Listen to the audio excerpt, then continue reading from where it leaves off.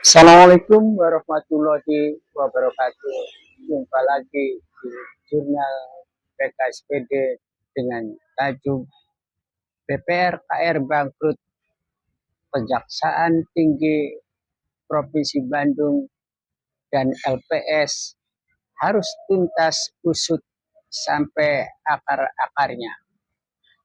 Sebelum kita memulai perbincangan mengenai BPR KR yang bangkrut, kemudian ada temuan hasil audit LPS senilai 139 miliar yang kini ditangani oleh Kejati Bandung, maka mari kita dengarkan dan simak dengan secara seksama atas penjelasan Kejaksaan Tinggi Bandung yang disampaikan oleh Kasipenkum Nur Cahyo Wijaya pada tanggal 8 Januari 2026. Mari kita simak. Terima kasih atas teman-teman. Ini merupakan salah satu kontrol sosial kepada penyidik-penyidik kami yang bekerja di dalam menangani perkara BPR KR. Saya akan sampaikan poin-poin yang ditanyakan di dalam surat permohonan audiensi yang ada kirim. Yang pertama, kejelasan uang. Minta maaf, ini saya baca suratnya ya. Meminta kejelasan uang disimpan tersebut dititipkan pada tanggal berapa dan peruntukan untuk apa. Baik, uang yang dititipkan kepada kejaksaan bervariasi dengan tanggal yang begitu banyak hingga mencapai kurang lebih 3M. Detailnya ada di teman-teman tim penyidik. Uang tersebut atau dana yang disetorkan itu untuk penanganan perkara sebagai barang bukti yang nanti sesuai putusan hakim akan diserahkan ke negara. Uang tersebut dititipkan namanya di RPL Kejaksaan sesuai dengan keputusan Menteri Keuangan, dan semuanya bukan hanya Kejaksaan Tinggi Jawa Barat tetapi kejaksaan seluruh Indonesia ada RPL-nya. RPL singkatan dari rekening penitipan lainnya. Dari siapa, Pak? Oke, yang kedua, kenapa harus dititipkan di kejaksaan sedangkan LPS meminta untuk mencicil kepada mereka? Baik, uang yang dititip ke kejaksaan itu akan dipertimbangkan di persidangan sehingga tetap mencicil ke kejaksaan. Semuanya akan diserahkan ke negara. Dan Kenapa tidak ke LPS langsung, Pak? Sebentar dulu, saya jawab dulu ya. Silakan, Pak, silakan. Gini, jadi dari Pitsus dengan LPS sudah banyak koordinasi yang nantinya ke depannya sesuai putusan pengadilan akan diserahkan ke negara. Nah, negara tetap akan menyerahkan lagi ke LPS.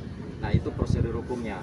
Kalau langsung ke LPS itu berbeda ranah. Ini ranah tipikor. LPS kan ranah simpan pinjam. Oke, yang berikut ya.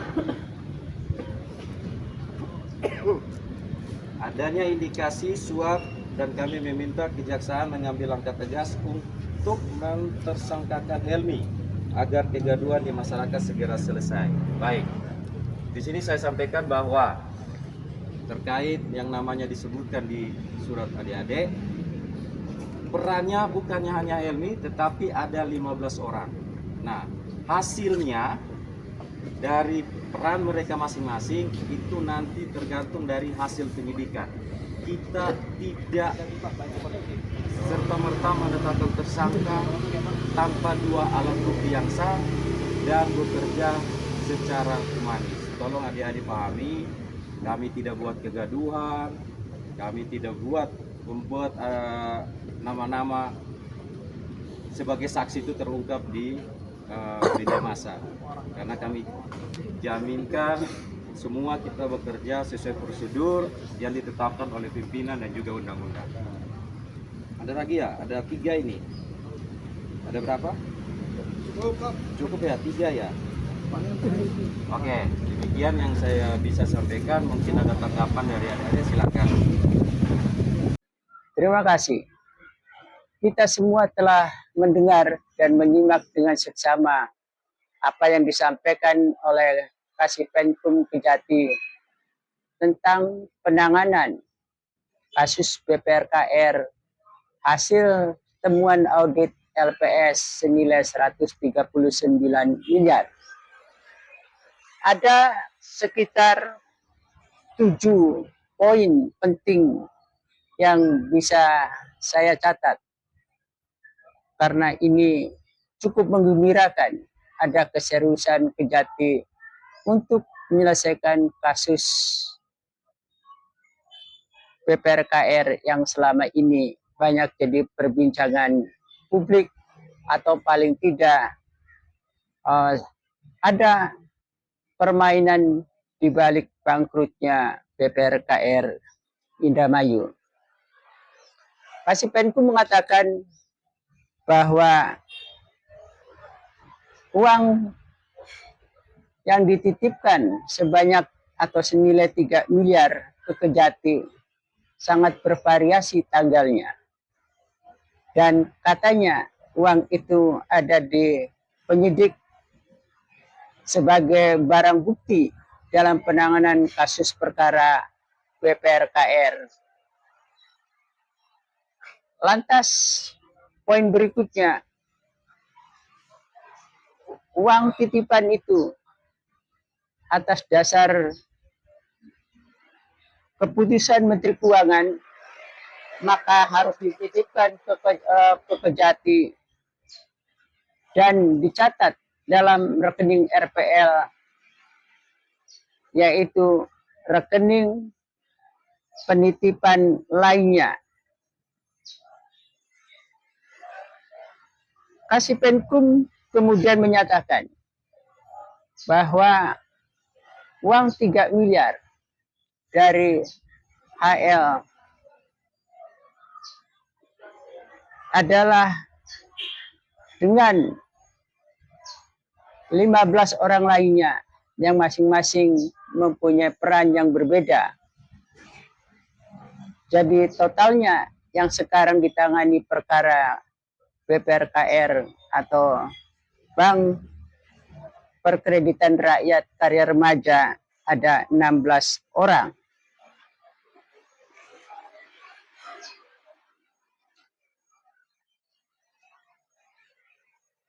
Kasipenkum juga menyatakan bahwa 16 orang perannya masing-masing berbeda. Jadi satu sama lainnya tentu berbeda. Kemudian memberikan penjelasan yang lebih konkret bahwa uang 3 miliar itu sebagai barang bukti dalam perkara BPRKR yang akan diserahkan kepada persidangan, dan setelah itu diserahkan kepada majelis hakim. Setelah putusan majelis hakim itu mempunyai ketetapan hukum yang tetap, kemudian uang itu akan diserahkan ke negara dan negara akan diserahkan lagi kepada LPS, karena lembaga penjamin simpanan inilah yang kemarin telah menggelontorkan dana 300 miliar lebih kira-kira atau kurang lebih seperti itu untuk menggantikan uang nasabah yang tidak bisa dikembalikan oleh jajaran direksi atau oleh BPRKR. Apa yang menarik kemudian dari penjelasan Penkum? Saya ingin menjelaskan analisis ini tentu bisa salah atau keliru atau tidak tepat. Tetapi saya harus mengatakan dalam analisis ini bahwa dengan adanya uang 3 miliar dititipkan, maka pemilik uang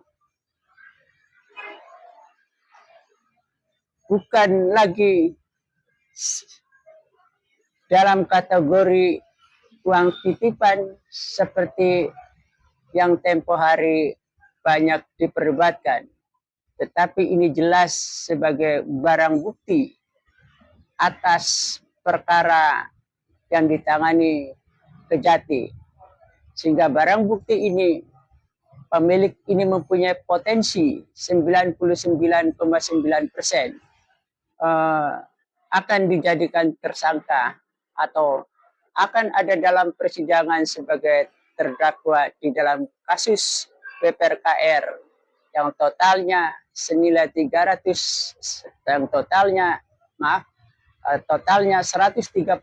miliar atas temuan atau hasil audit LPS.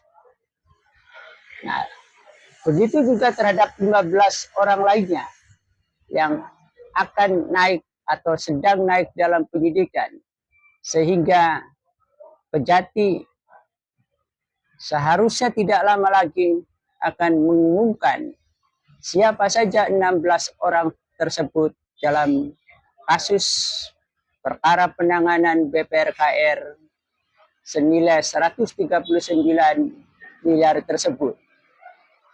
Pertanyaannya kemudian, apakah kemudian Kejati akan berhenti pada 16 orang yang mempunyai peran berbeda-beda yang menyebabkan adanya kerugian negara, yang menyebabkan bangkrutnya BPRKR?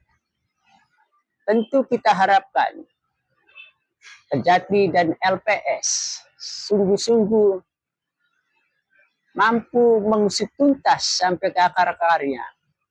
Karena logikanya tidak hanya 16 orang. Seperti yang pernah saya sampaikan jauh hari ketika RUPS BPRKR yang mengklaim dengan bangga ada profit di RUPS 2021 dengan mengatakan laba 5 miliar lebih. Kemudian PKSPD mengatakan bahwa laba itu adalah bagaikan kembang ganyong. Karena pada dasarnya BPRKR yang hingga kini terbukti menjadi bangkrut karena adanya penyimpangan atau pelanggaran terhadap prinsip perbankan 5C. Di antaranya para debitur ada yang tidak mempunyai agunan sama sekali, tetapi kemudian ratusan juta atau bahkan miliaran BPRKR bisa mengucurkan kredit itu tanpa analisis yang berpijak pada prinsip 5C.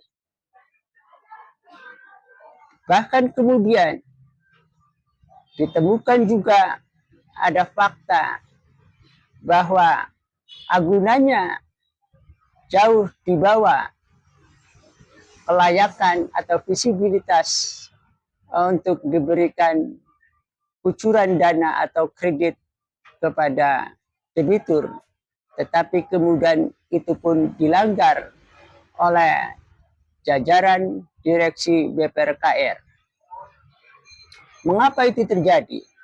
Karena BPRKR dari awal sebenarnya sudah salah kaprah, salah nawaitu, yang seharusnya fokus pada pengucuran kredit UMKM, tapi kemudian diserahkan kepada debitur-debitur yang kelas besar atau kelas kakap untuk ukuran Indramayu, kepada para kontraktor yang umumnya tanpa memberikan agunan tetapi kemudian tetap diberikan kucuran. Mengapa terjadi demikian?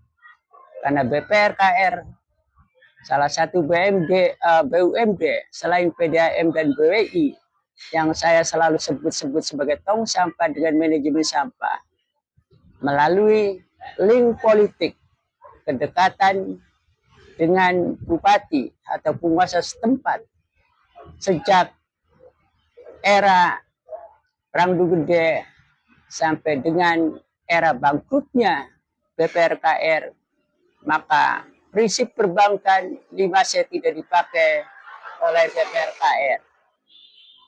Pasalnya, apakah akan terhenti pada 16 orang penanganan perkara ini? Pada tahun 2024, pada tahun politik, beredar voice note. Waktu itu bupatinya adalah Nina Agustina, bahwa bupati merasa kecewa dengan peran salah satu kepala desa Gunung Sari. Padahal kata Bupati Nina dalam voice note itu mengatakan telah membebaskan tanggung jawab pembayaran atau pelunasan hutangnya kepada BPRKR senilai kurang lebih, kalau tidak salah saya ingat, adalah 10 miliaran. Nah, disinilah tantangan Kejati dan LPS. Apakah 139 miliar itu hanya pada 16 orang yang disebut-sebut sebelumnya sebagai koordinator, ataukah ada peran lain yang belum juga termasuk 16 orang. Misalnya ada pengakuan bahwa nasabah tidak menerima uang, tidak menggunakan jaminan, tetapi namanya dipinjam dan uangnya diserahkan ke salah satu debitur atau koordinator di dalam link kekuasaan saat itu. Maka perlu keseriusan LPS dan Kejati, dan tentu berdasarkan analisis PKSPD, jika LPS melakukan audit investigatif atas dugaan perkorupsian yang terjadi sehingga menimbulkan kerugian negara, saya yakin nilainya lebih dari 139 miliar dan lebih banyak melibatkan atau lebih dari 16 orang yang terlibat sehingga menimbulkan kerugian negara. Untuk itu LPS dituntut melakukan audit ulang dengan sungguh-sungguh, kemudian Kejati diminta sungguh-sungguh pula mengusut tuntas sampai akar-akarnya, karena bagaimanapun juga aset BPRKR yang telah berpindah tangan menjadi hak kepemilikan LPS atas bangkrutnya BPRKR, konon masih minus atau kurang. Maka jika penanganan korupsi ini kerugian negara yang begitu besar, maka debitur-debitur yang tidak punya agunan secara formal dan masih memiliki aset, maka ini harus disita dan harus menjadi amar putusan yang dicantumkan oleh majelis hakim. Termasuk juga debitur-debitur yang sekarang berada dalam penanganan kasus sebagai debitur nakar oleh Kejaksaan Tinggi Bandung, juga untuk memenuhi kewajibannya karena aset BPRKR masih minus, untuk memenuhi kewajibannya kepada LPS, maka aset debitur itu pun harus disita dan dilelangkan sehingga APBD tidak lagi mempunyai kewajiban atas kerugian nilai aset yang dinilai atau yang tidak setimpal dengan apa yang telah dikeluarkan oleh LPS untuk menggantikan atau menanggulangi para nasabah. Oleh karena itu, PKSPJ meminta Kejati dan LPS secara serius mengusut tuntas hingga ke akar-akarnya, sehingga kasus ini bisa terang benderang, sehingga kasus ini mempunyai kepastian hukum dan keadilan bagi semua orang yang terlibat di dalam kerugian negara sesuai peran masing-masing. Bahkan LPS dan Kejati tidak atau jangan sampai terjebak pada kepentingan politik tertentu sehingga kemudian kasus ini dilokalisir dalam penanganan kasus. Karena prediksi PKSPJ jauh-jauh hari setelah kasus yang pertama dirut DPRKR dan salah satu nasabah yang divonis, dan sekarang dirut DPRKR masih dijadikan tersangka pada proses berikutnya. Hitung-hitungannya secara matematis sosial, karena persoalan BPRKR adalah persoalan politik di dalam kebangkrutannya, maka harusnya lebih dari 16 orang dalam penanganan yang sekarang ini. Sehingga totalnya, kalau kemudian kita prediksi atau kita duga, paling tidak ada 25 orang yang harus dipenjarakan karena membuat bangkrutnya BPRKR sehingga menimbulkan kerugian negara, menimbulkan kerugian APBD, menimbulkan banyak pihak. Oleh karena itu sekali lagi Kejati atau Kejaksaan Tinggi Bandung diminta serius menangani kasus ini, mengusut tuntas sampai ke akar-akarnya, sehingga semuanya bisa terlihat secara terang benderang. Terima kasih. Wassalamualaikum warahmatullahi wabarakatuh.